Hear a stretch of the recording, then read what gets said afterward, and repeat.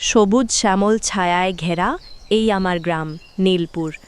এখানে ভোরের সূর্য ওঠে কাশবনের মায়া মাখিয়ে, নদীর শান্ত জল বয়ে চলে আপন মনে। পাখিদের কলকাকলি আর বাতাসের মর্মর শব্দে নীলপুরের প্রকৃতি যেন সারাক্ষণ কথা বলে। সবাই কথা বলতে পারে, মনের ভাব প্রকাশ করতে পারে।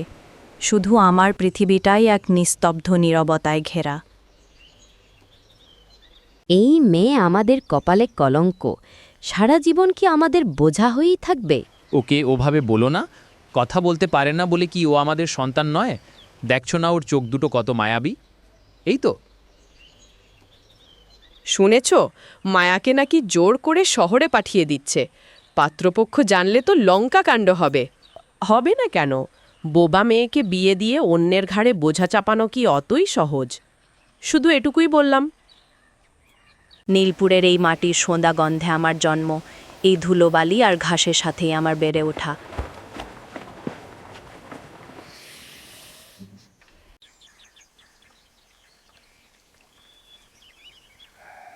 কি রে মায়া, তুই আসতেই তো মাছগুলো সব পালিয়ে গেল। আজ কি আমাকে না খাইয়ে মারবি নাকি? তুই পাশে বসলে তো মাছ ধরা আরো কঠিন হয়ে যায়।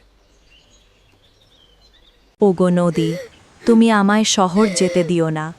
আমাকে তোমার এই স্নিগ্ধ বুকেই সারা জীবনের মতো লুকিয়ে রাখো।